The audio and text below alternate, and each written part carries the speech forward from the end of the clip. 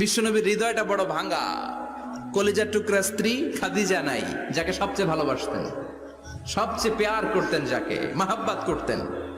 এবং সাইয়েদাতুনা খাদিজার জন্য বিশ্বনবী মা আয়েশাকে ধমকও দিয়েছেন। সাইয়েদাতুনা খাদিজার কথা যখন বিশ্বনবী বলে বেড়ায় মা আয়েশার কাছে, খাদিজার কথা বললে মা আয়েশা বলতেন, ও নবী, কোন জাহিলি যুগে এক বুড়ি মহিলার সাথে আপনার বিয়ে হয়েছিল, মরে গিয়েছে, কবরে শুয়ে আছে। ওই মহিলার পরে কত সুন্দরী সুন্দরী নারীরা আমরা আপনার ঘরে আসলাম, তারপরে ওই বুড়ির কথা আমাদেরকে বলেন কেন, ওই বুড়ির কথা শোনান কেন? বিশ্বনবী রেগে গেলেন। সাইয়েদাতুনা খাদিজাকে বুড়ি বলার কারণে বিশ্বনবী মা আয়েশার চোয়ালটা এইভাবে চেপে ধরেছে। কোনোদিন স্ত্রীর গায়ে হাত তোলেননি, শুধু এই একবার খাদিজাকে বুড়ি বলার কারণে মা আয়েশার থুতনি চেপে ধরেছিলেন। আল্লাহু আকবার। আবার বিশ্বনবী বলতেন, রুজিকতু হুব্বাহা, খাদিজার ভালোবাসা আল্লাহ আমার হৃদয়ে ঢুকিয়ে দিয়েছে। আবার বিশ্বনবী দোয়া করলে বলতেন, ও আল্লাহ, ওই কিয়ামতের ময়দানে যেদিন বন্ধু বন্ধুরে চিনবে না, বাবা ছেলেরে চিনবে না, মা তার মেয়েরে চিনবে না, পীর সাহেব মুরিদরে চিনবে না, মুরিদ পীর সাহেবরে চিনবে না, ওই কঠিন দিনে যেন আমি আমার কলিজার টুকরা খাদিজারে ভুলে না যাই। ওই কঠিন দিনে আমি যেন আমার খাদিজারে চিনতে পারি। সুবহানাল্লাহ। তার মানে ভালোবাসা বেশি না কম? সাইয়েদাতুনা খাদিজা ইন্তেকাল করলেন। জাবালে হাজুনের পাশে ওনার কবর। যারা হজ উমরা করতে গিয়েছেন দেখেছেন না, মক্কা একটা কবর আছে, এটা মাকবারাতুল মা'লা। মা'লা, কিন্তু এটারে বাংলাদেশিরা বলে জান্নাতুল মুআল্লা বলবেন না, কারণ এই কবরস্থানে অনেক কাফির মুশরিকেরও কবর আছে, তো ওদের কবরস্থান কি জান্নাত হতে পারে?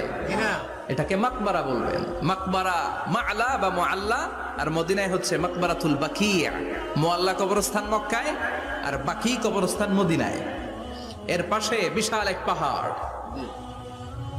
হেরেম শরীফ থেকে দেখা যায় জাবালে হাজুন, এর পাদদেশে বিশ্বনবী নিজ হাতে সাইয়েদাতুনা খাদিজাকে কবর দিয়েছেন। কবর দিয়ে সবাই চলে যায়, বিশ্বনবী যায় না। দাঁড়িয়ে দাঁড়িয়ে কাঁদতে লাগলেন। সাইয়েদনা আবু বকর বলে, নবী চলেন ঘরে ফিরে যাই। বিশ্বনবী বললেন, তুমি যাও, আমি যাব না। যেই মহিলাটাকে এইমাত্র কবর দিলাম সাধারণ মহিলা না, আমার বিপদের দিনের সঙ্গিনী খাদিজা। আজীবন আমাকে ছাতার মতো শেল্টার দিয়েছে, সমস্ত সম্পদ আমার পায়ের সামনে বিছিয়ে দিয়েছে রে আবু বকর। তোমার মনে চায় ঘরে ফিরে যাও, আমি দাঁড়িয়ে থাকবো। এখনই খাদিজার কবরের 3টা প্রশ্ন করা হবে। আমি খাদিজার পক্ষ থেকে 3টা প্রশ্নের জবাব দিয়ে তারপরে ঘরে ফিরে যাব রে আবু বকর।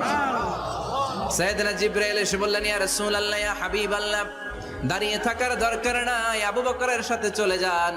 রব্বুল আলামিন বলেছেন, ওই কবরের 3টা প্রশ্নের জবাব দিতে যদি খাদিজার সমস্যা হয়, আরশের উপর থেকে 3টা কবরের প্রশ্নের জবাব আল্লাহ নিজেই দিয়ে দিবে। কি প্যার করতেন বিশ্বনবীকে। সাইয়েদাতুনা খাদিজা ইন্তেকাল করলেন, চাচা আবু তালেব ইন্তেকাল করল। দাওয়াত দেওয়ার জন্য বিশ্বনবী ওই তায়েফের ময়দানে গেলেন। তায়েফের ছেলেরাও পাথর মেরে বিশ্বনবীর দেহটারে ঝাঁঝরা করে দিল। বলেন ঠিক কিনা? খাদিজা নাই, আবু তালেব নাই। তায়েফে যে মার খেয়ে আসলেন, অন্তরটা একেবারে ভাঙা, আর মন বসে না, কিচ্ছু ভাল লাগে না। বিশ্বনবীর মনের ভেতরে হাহাকার।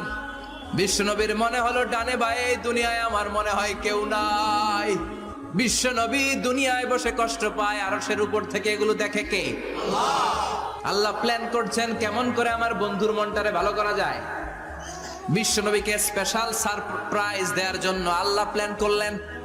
জিব্রাইল ডেকে বললেন, ও জিব্রাইল, আমার পেয়ারা নবীকে স্পেশাল সারপ্রাইজ দিব, কিন্তু এই সারপ্রাইজের গিফটটা তোমার হাত দিয়ে আমি দিতে চাই না, তুমি দিয়ে আসলে হবে না। আমার পেয়ারা নবীকে দুনিয়া থেকে টান দিয়ে আমার আরশের উপরে নিয়ে আসো।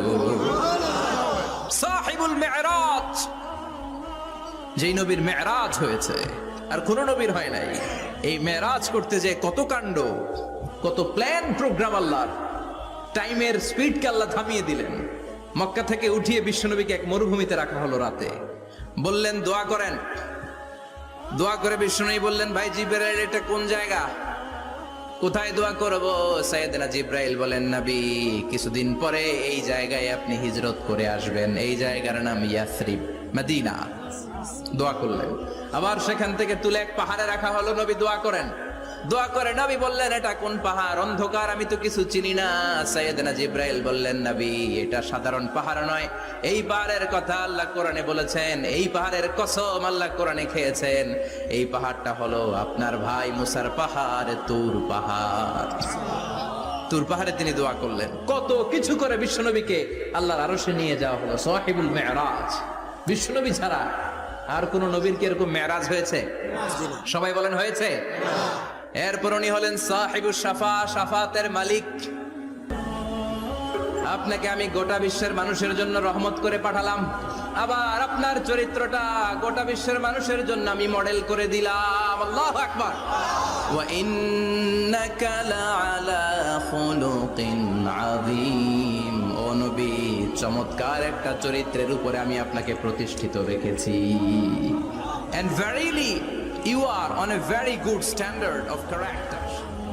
দ্বিমত নাই কেউ? অন্য কেউ আমাদের মডেল নাই? শাহরুখ খান, আমির খান, সালমান খান, হিরো আলম। ব্যাপার কি? হিরো আলমের কথা শুনে এত হাসি কেন? মডেল না সে? কেউ আমাদের মডেল না। আমাদের মডেল হচ্ছে বিশ্বনবী, ঠিক কি না? এজন্য আসুন বিশ্বনবীর জীবনী থেকে কিছু মেসেজ আমরা নেই, কিছু শিক্ষা আমরা নেই, যাতে করে জীবনটাকে এনলাইটেন করা যায়, আলোকিত করা যায়। আমিন। আজকে বিশ্বনবীর জীবনী থেকে 3টা কথা শুনবো।